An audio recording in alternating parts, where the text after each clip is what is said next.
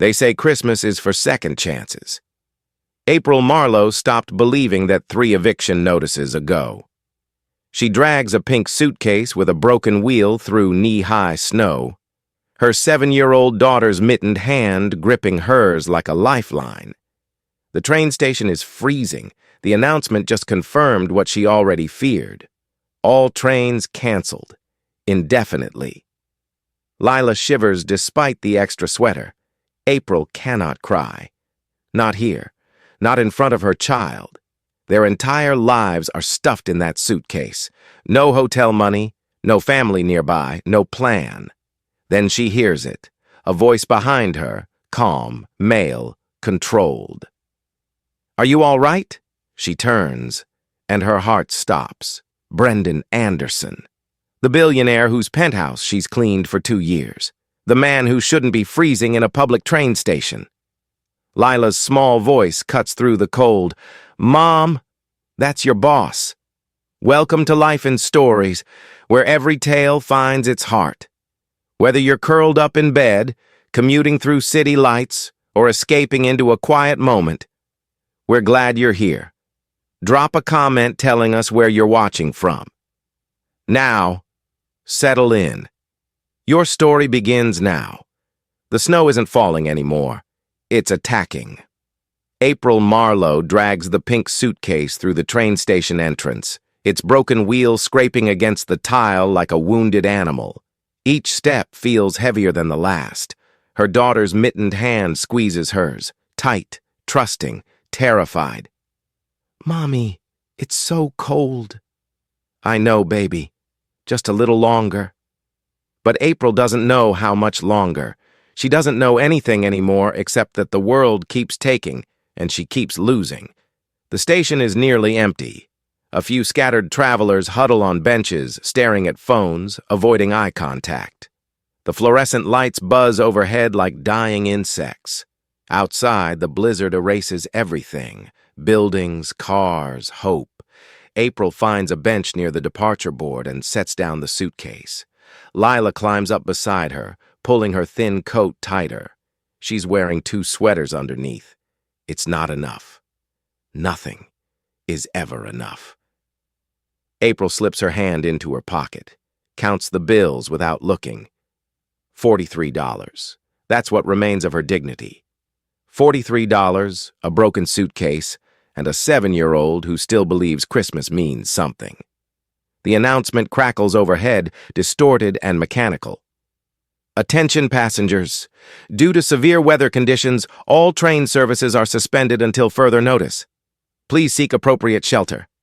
We apologize for any inconvenience." Inconvenience? April almost laughs. Almost. Lila looks up at her with wide brown eyes. "Does that mean our train isn't coming?" April forces a smile. The kind mothers learn to manufacture when everything is falling apart.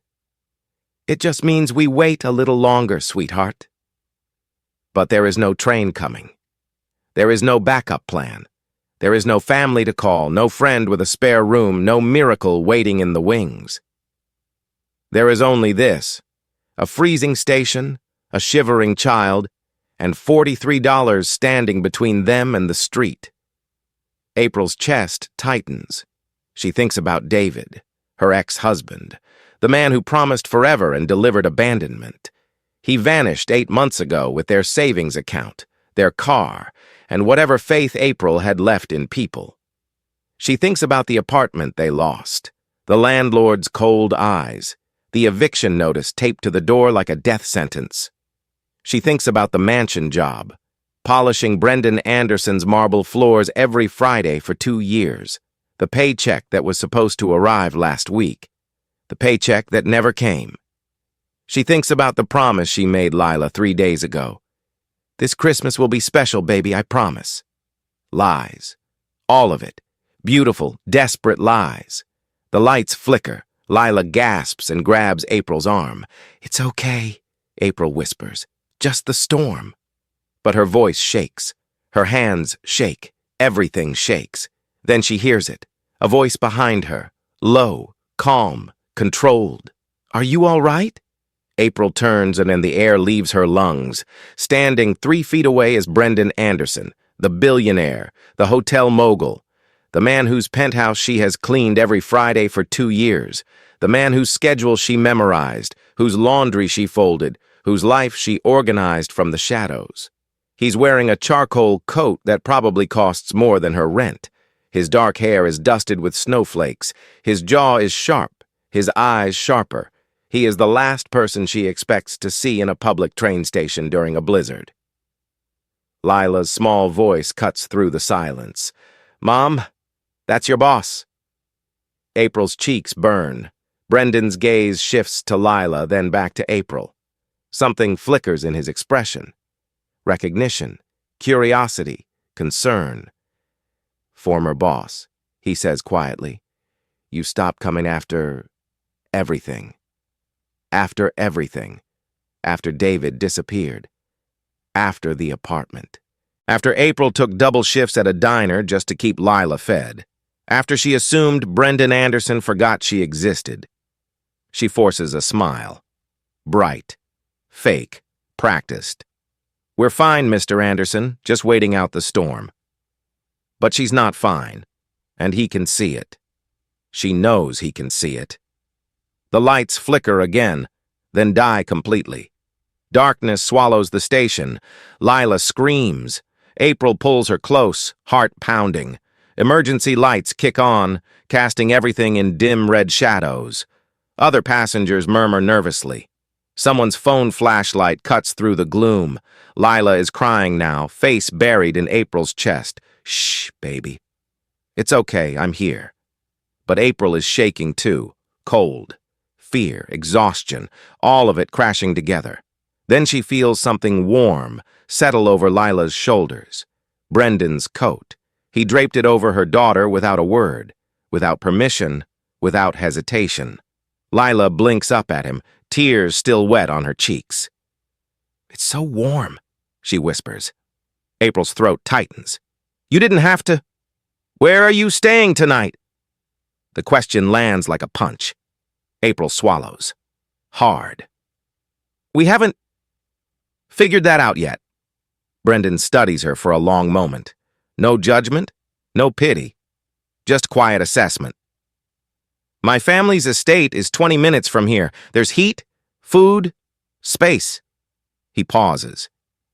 "You can stay until the storm passes." April shakes her head immediately. "We can't impose. We're not friends, Mr. Anderson." "You worked for me for 2 years, he says softly. "You took buses before sunrise. You cleaned rooms for people who never thanked you. You raised your daughter alone while doing it." His voice drops. "That makes you more than a stranger." Lila tugs April's sleeve.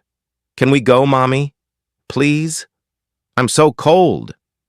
April looks at her daughter, then at Brendan, then at the dark, freezing station around them. Pride is a luxury she can no longer afford. She nods.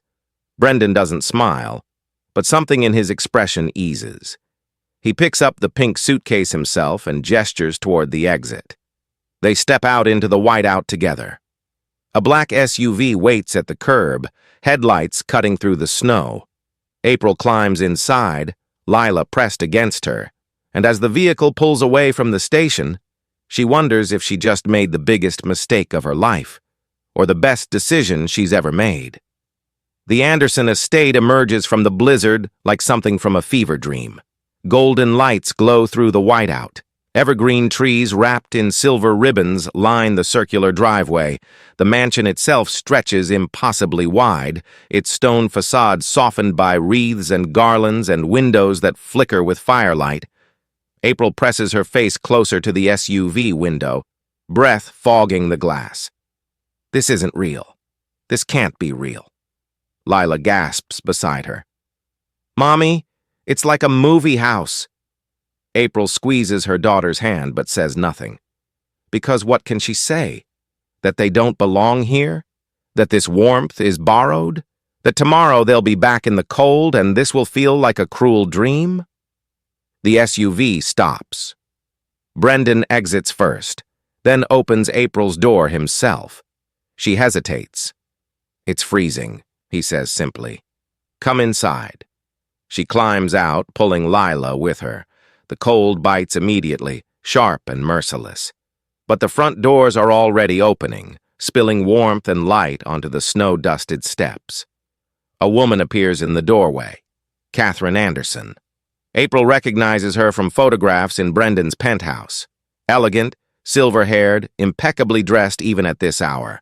Her expression shifts rapidly. Surprise, confusion, polite concern. Brendan. Catherine's voice is controlled. I wasn't expecting guests. Neither was I. Brendan guides April and Lila forward. This is April Marlowe. She worked for me. Her train was canceled. They need shelter tonight. Catherine's gaze sweeps over April's worn coat, her wet boots, the pink suitcase with its broken wheel. Then it lands on Lila, shivering, wide-eyed, still wrapped in Brendan's expensive coat. Something in Catherine's expression softens. Just slightly. Of course. Come in, both of you. They step inside. April's breath catches. The foyer is enormous. A crystal chandelier hangs overhead, casting prismatic light across marble floors. A grand staircase curves upward, draped with fresh pine garlands. Somewhere deeper in the house, a fire crackles. The air smells like cinnamon and cedar. It's beautiful, impossibly beautiful, and April has never felt more out of place. Maria, Catherine calls. A young woman in uniform appears instantly.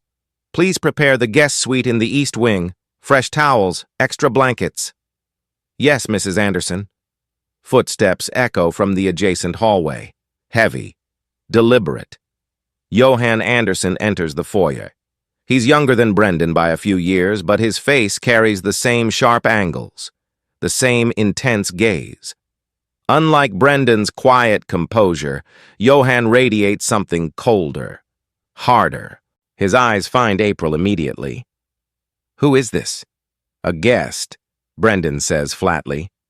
Johan's gaze travels from April to Lila to the battered suitcase Brendan still carries. His lip curls almost imperceptibly. During the family Christmas? During the blizzard, Brendan corrects. They were stranded. Johan says nothing more, but his silence speaks volumes. April feels her cheeks burn. She pulls Lila closer. We won't be any trouble, she whispers. We'll leave as soon as the trains run again. Catherine offers a practiced smile. Nonsense. You're here now. Let's get you both warm.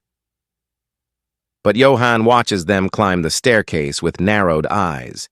The guest suite is larger than April's entire apartment. A four-poster bed dominates one wall, piled with silk pillows and a cream-colored duvet. French doors lead to a small balcony, now buried in snow. A fireplace burns steadily in the corner, filling the room with warmth April hasn't felt in months. Lila runs her fingers over the bedspread, mouth open. Mommy, can we live here forever? April's heart cracks. It's just for tonight, baby. A knock interrupts them. Brendan stands in the doorway, holding a tray. Hot chocolate, he says, for Lila. Lila's face lights up. She rushes over, takes the mug with both hands, and whispers a reverent thank you. Brendan almost smiles. Almost. April watches him, bewildered. This isn't the man she knows from Fridays at the penthouse. Distant, absorbed, untouchable. This Brendan is gentle, attentive, human. You didn't have to do that, she says quietly. She was cold. Still, you've done enough already. Brendan sets the tray on the dresser. His movements are careful, deliberate, like everything he does. Get some rest, both of you. He turns to leave. Brendan. He stops. April hesitates. Why were you at the station? The question hangs between them. Brendan's jaw tightens. For a long moment, she thinks he won't answer. Then quietly, I was supposed to meet my father. April blinks. She's cleaned Brendan's apartment for 2 years. She's seen photographs of Catherine, of Johan. Never once has she seen evidence of a father. He didn't show? she asks carefully. Brendan's silence is answer enough. I'm sorry, April whispers. He looks at her then, really looks at her, and something shifts in his expression.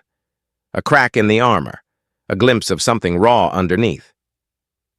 Get some sleep, April. He leaves without another word. Later, after Lila falls asleep clutching the empty mug, April ventures downstairs. She tells herself she's looking for water. But really, she needs to move, to think, to process the impossibility of this night. The estate is quieter now. Staff have retired. Catherine has disappeared. Only the fire crackles in the massive living room, casting dancing shadows across oil paintings and leather furniture. Brendan stands by the window, staring out at the storm. April almost retreats, but he speaks without turning. Can't sleep? She steps closer. Not really. Neither can I. They stand in silence. The fire pops. Snow pelts the glass. Your daughter is remarkable, Brendan says finally. April's chest warms. She's everything to me. I can tell. He pauses. You're a good mother, April. The words hit harder than they should. Because when was the last time anyone said that? When was the last time anyone noticed? Thank you, she whispers. Brendan turns. Their eyes meet. Something passes between them. Fragile, undefined, dangerous. April's heart stutters. Brendan steps forward. His hand brushes hers accidentally. Warm, electric, brief. They both freeze. I should, April starts. Let me help you with, Brendan says simultaneously. Awkward silence. Then, impossibly, April laughs. It's small, surprised, genuine. Brendan stares at her like he's witnessing something rare. What? She asks. Nothing. But his voice is softer now. I've just never seen you laugh before. April's cheeks flush. Before she can respond, footsteps echo from the hallway. Johann appears in the doorway. His gaze finds them standing close by the fire, too close, and his expression hardens. He says nothing. But as he turns and walks away, April hears him mutter under his breath, This is going to be a problem? The dining room glitters like something from a fairy tale April was never meant to enter. Crystal chandeliers cast prismatic light across a mahogany table set for 12. Silver candelabras flicker between arrangements of white roses and evergreen. China so delicate it looks breakable by mere glances. Wine glasses that probably cost more than April's monthly groceries. She tugs at her dress, a forest green thrift store find she'd been saving for a special occasion. It seemed almost pretty in the guest room mirror. Here, surrounded by designer gowns and tailored suits, it screams imposter. Lila squeezes her hand. Mommy, you look like a princess. April's heart aches. Thank you, baby. But she doesn't feel like a princess. She feels like a trespasser waiting to be discovered. The guests are already seated. Business associates, family, friends, people whose names April will never remember. Catherine presides at one end of the table, elegant in midnight blue. Johann sits opposite, watching April with barely concealed disdain, and Brendan. Brendan pulls out the chair beside his own. Sit here, he says quietly. April hesitates. The chair places her directly in the family's line of sight, directly in Johann's crosshairs. But Lila is already climbing into the seat on Brendan's other side, and refusing now would cause a scene. April sits. The dinner begins. Courses arrive in waves. Soup, salad, fish, beef, each more elaborate than the last. April eats carefully, terrified of using the wrong fork, spilling something, breathing too loudly. But Lila has no such fears. She charms the elderly woman beside her with stories about snow angels. She asks Brendan if his house has secret passages. She announces, loudly and proudly, that the mashed potatoes are the best in the whole universe. Guests laugh. Catherine's lips twitch toward a smile. Even Brendan, stoic, guarded Brendan, chuckles softly. Secret passages might exist, he tells Lila conspiratorially, but I'd need a brave explorer to help me find them. Lila's eyes widen. I'm brave. I believe you. April watches them interact, chest tightening with something she can't name. Brendan is different with Lila, softer, lighter, like her daughter unlocks a version of him the world rarely sees.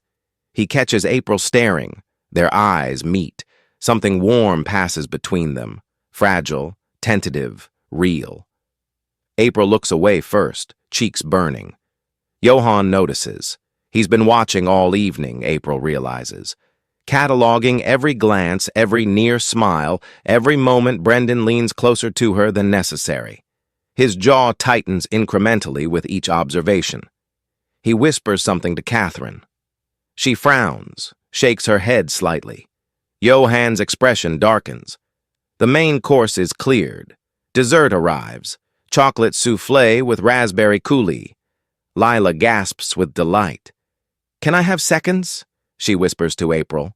We'll see, baby. Brendan overhears. She can have as many as she wants. Lila beams at him like he hung the moon. Johan's wine glass hits the table with a sharp crack. The room falls silent. Enough! His voice cuts through the warmth like a blade. Guests freeze mid-conversation. Catherine's face pales. Brendan's expression hardens. Johan, no. Johan rises, chair scraping against hard wood. I've watched this performance long enough. He gestures toward April. Brendan, is she here because of charity? Or have you finally lost your mind completely? April's blood turns to ice. Sit down, Brendan says quietly. Dangerously. But Johan is beyond reason now. Weeks of resentment, years of rivalry, a lifetime of competing for a father who never showed up. It all erupts at once. She's a maid, Brendan. A maid with a child and a broken suitcase and nothing to offer except enough. Brendan's voice drops to a growl. Except whatever fantasy you've constructed about playing savior. April can't breathe. The room spins. Guests stare with poorly concealed fascination. Lila's lower lip trembles. I think, April says, voice shaking, we should leave. Good. Johan's smile is cruel. She doesn't belong here. She never did. April reaches for Lila's hand, but Brendan steps forward. Johan, stop. Now. Why? Because I'm saying what everyone else is thinking? Johan laughs bitterly. You didn't bring her here out of kindness, Brendan. You brought her because you've been alone for years, and you liked the attention.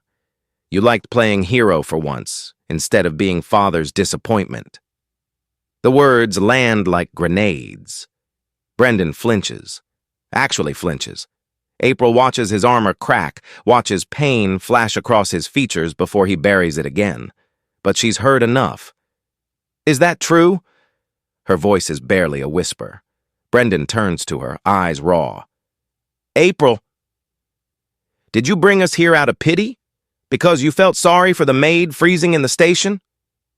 Brendan opens his mouth, closes it. His hands clench at his sides. I didn't think it through, he finally says. I reacted. I saw you there and I couldn't. He stops. The silence stretches. Confirmation. April's heart shatters into pieces she'll never reassemble. I understand. She keeps her voice steady through sheer will. Thank you for the hospitality. We'll leave in the morning. April, wait! But she's already gathering Lila, already moving toward the doorway. Her daughter is crying now, confused, humiliated, frightened. Mommy, did we break the rules? No, sweetheart. April's throat closes. We just don't belong here. She doesn't look back. Upstairs, April packs with trembling hands. The beautiful guest suite feels like a mockery now. The silk pillows, the crackling fire. The hot chocolate Brendan made with his own hands, all of it temporary, all of it borrowed. She should have known. Lila sniffles on the bed. I liked it here, Mommy. I know, baby. I know. Mr. Brendan was nice. April's eyes burn. He was. Why did the mean man yell? Because we're nobody, April thinks. Because women like me don't get fairy tales. Sometimes adults say things they shouldn't, she whispers instead. It's not your fault. Lila eventually cries herself to sleep, still wearing her best dress. April sits on the edge of the bed, staring at nothing. Downstairs, the party has dissolved. Brendan stands alone by the dying fire, fists clenched, jaw tight. Catherine tried to speak with him. He sent her away. Johann disappeared to wherever Johann goes to feel victorious. The house is silent except for wind howling outside. Brendan thinks about his father, the empty train station, the lifetime of waiting for approval that never came. He thinks about April's face when she asked if he pitied her. He thinks about Lila's tears. He failed them, just like he fails everyone. The fire collapses into embers. Brendan doesn't move. Upstairs, April pulls the blanket over Lila's sleeping form. She walks to the window. The blizzard continues, merciless and absolute. Tomorrow somehow they'll leave. She'll figure it out. She always does. But tonight, alone in this borrowed room, April allows herself one moment of grief. She presses her forehead against the cold glass and whispers, "We leave at sunrise." April moves through the darkness like a ghost. The grandfather clock in the hallway reads 5:47 a.m. Christmas morning. The estate sleeps beneath blankets of silence and snow. No staff bustling, no fires crackling, just April's heartbeat and the soft squeak of the pink suitcase's broken wheel. Lila stumbles beside her, still half asleep, clutching her threadbare stuffed bunny against her chest. She hasn't asked questions since April woke her. Children sense when adults are breaking. "Almost there, baby," April whispers. "Just a little further?" The marble staircase seems endless. Each step echoes like accusation. April keeps her eyes fixed forward, refusing to look at the Christmas tree glittering in the living room, refusing to remember how safe she felt last night before everything shattered. They reach the foyer. April's hand closes around the brass door handle. April. She freezes. Brendan stands beside the entrance, coat half buttoned, scarf hanging loose around his neck. He looks like he hasn't slept. Shadows carved beneath his eyes, stubble darkening his jaw, hair disheveled in ways she's never seen from the immaculate billionaire. He's been waiting. "Move," April says quietly. "Please." Brendan doesn't move. "It's Christmas morning. The trains aren't running. The roads are still closed." "We'll manage." "You'll freeze." "We've frozen before." The words land harder than she intended. Brendan flinches. Lila tugs April's sleeve, confused. "Mommy? Are we leaving?" April swallows the lump in her throat. "Yes, sweetheart, but it's Christmas." "I know, but Mr. Brendan's house has a tree and presents and—" "Lila!" April's voice cracks. "Please." Lila falls silent, burying her face in the bunny's worn fur. Brendan steps forward. Just one step. Careful, like approaching something wounded. "I need to say something." April shakes her head. "You said enough last night." "No." His voice drops. "I said exactly the wrong thing at exactly the wrong moment, and I need you to let me fix it." "There's nothing to fix. You reacted. I understand. The poor maid was freezing and you felt obligated." "That's not what happened." "Then what happened, Brendan?" April's composure finally splinters. "Because from where I stood, your brother called me a charity case and you couldn't deny it." Brendan's jaw tightens. "Johann said what he said because he's angry. At our father, at me, at everything he can't control." He Andersons slowly. "I hesitated last night because I didn't know how to explain something I barely understand myself." April waits. The grandfather clock ticks. Lila shivers, Brendan continues, voice rough.